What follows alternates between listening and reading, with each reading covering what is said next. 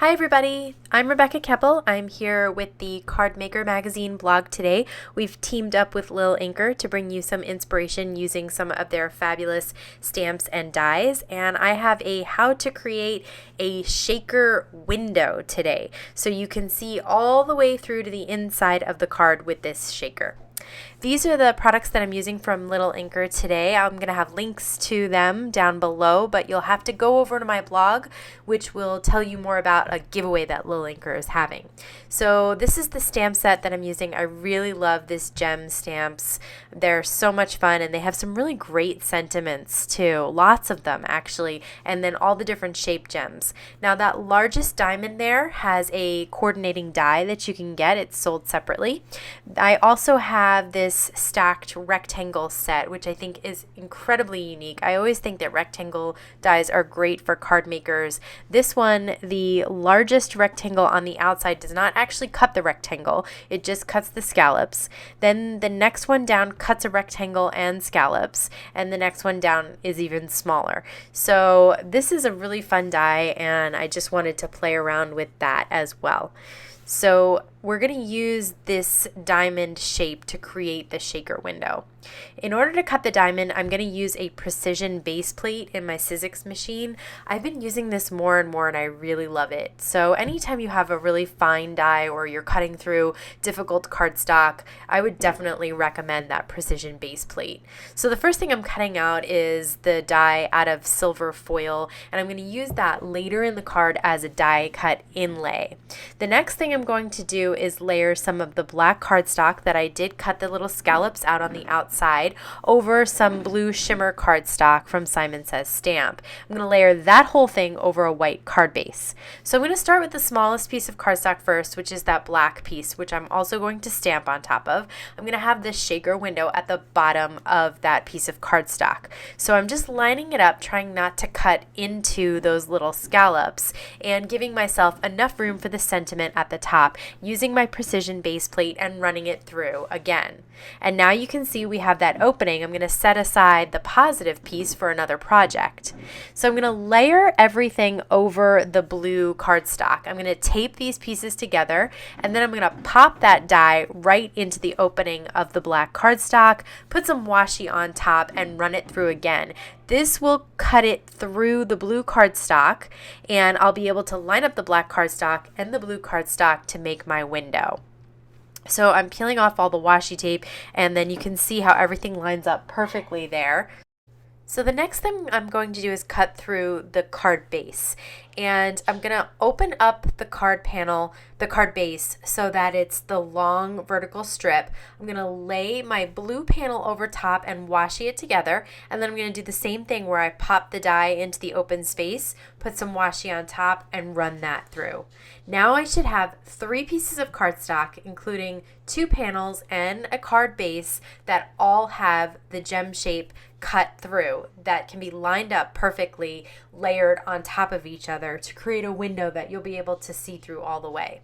Now I'm going to take that scalloped rectangle die, and I'm going to lay it right over my blue cardstock, which is cut to 4 1/4 by 5 1/2. I've already cut out the die window there, and I'm just lining up that rectangle and then sending that through my die cut machine, and that will give me no cut except for the little scalloped edges.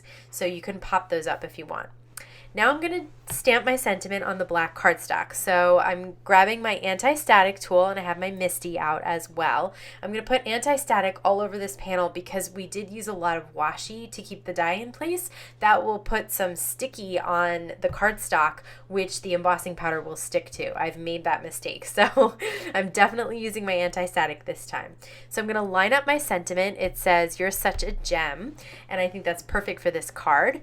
And then I found a couple of little gems or little sparkles on the stamp set as well. So I'm going to put one down in the right hand corner and then an even smaller one down on the left there. And again, I'm using plenty of anti-static tool in any place that I plan on stamping so that my embossing powder only sticks to the embossing ink, my Versamark ink. So I'm going to close my MISTI door and pick up all 3 stamps at the same time, and I have my bar magnet keeping the cardstock in place. And I'm going to put lots of Versamark on the stamps, and I'm even putting some more anti-static on the cardstock because I realized that some of it looks like it got smeared. So now I'm stamping down, making sure to press down firmly on all the stamps, and I'm going to do this again because I really want to make sure that I have enough embossing ink to hold this embossing powder that I'm using that also has some glitter in it.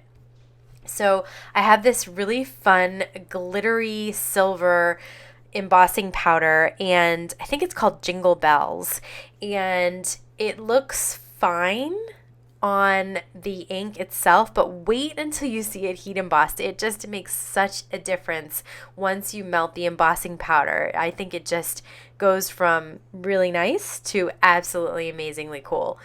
So once all the embossing powder is melted, I'm ready to put my card together. I have all 3 pieces of cardstock that I cut out. I also have that silver foil that I'm going to use as the inlay.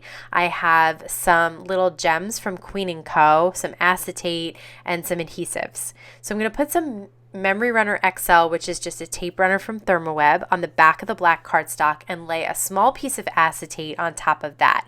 That is my window. So the next thing I'm going to do is adhere the black cardstock to the blue panel. So I'm going to put tape runner again everywhere except for, of course, on the window because I want to be able to see through that nice and clearly. Okay, so this is my panel here, and the next thing I'm going to do is create the shaker. So I'm going to take foam tape and put it right up against the line of the die. This is very easy to do with this die because it's all straight lines. When you're using a circle or something like that, you have to take little tiny pieces and go around the arc and all of that. This was very simple. Now I'm going to take some anti-static and run it along the inside of the foam tape so that my little shaker goodies don't stick to that foam tape. Now I'm going to put foam tape over the rest of the panel. This way it is a nice even surface and nothing is warped or bent. And the next thing I'm going to do is take the Queen & Co. diamonds and pour some right inside that open shaker window there. I'm just going to flatten them out, just make sure they're all in one line. And I'm going to remove the backing of the foam tape. Once that's done, I need some acetate to create the back of my shaker window. This way I can see all the way through to the back of the card. So I'm going to cut a piece of acetate that's slightly smaller than 4 1/4 by 5 1/2, and I'm going to lay that right on top of my foam tape. And I had a little edge that I left hanging, so I just flipped it over and cut that edge off with the scissor. Now you can see you have your shaker, and the last step is to adhere it right to the card base. Again, just use some tape runner, put the tape runner everywhere on the front of the card base, and then just line up that open window with your card panel. I think it's easier to do that over some colored cardstock. I had a lot of white going on and it was hard to see. And there you go. Now it's all lined up, and now I have my window shaker completed there. And the last thing I want to do is layer that little die that we had the silver foil of right on top. So I'm going to take some Thermoweb iCraft mixed media adhesive, and I'm just going to put little dots of it all around this delicate die. And if some of it smushes out, it's okay. It does dry clear. So I'm going to just flip that over and pop it right into the window there, just like a puzzle piece. Like I said, if some of it comes out, the adhesive, you're fine. It will dry clear. And that is my shaker window. So the last thing that I did want to add was some Tonic Studios Nouveau Jewel Drops. I love these. I had gotten one color and then that wasn't enough and I went and got 3 or 4 more. So these are fabulous. They dry dimensional, but they also dry sort of transparent. So you'll see in the photos at the end that they don't have that milky look to them anymore. So that is how you use a shape die to create a shaker window that you can see all the way through to the back of the card. There's lots more information on my blog. There's also a giveaway that Lil Inker is having in a blog hop. So please do stop by there. I will link to that here. And thanks so much for stopping by.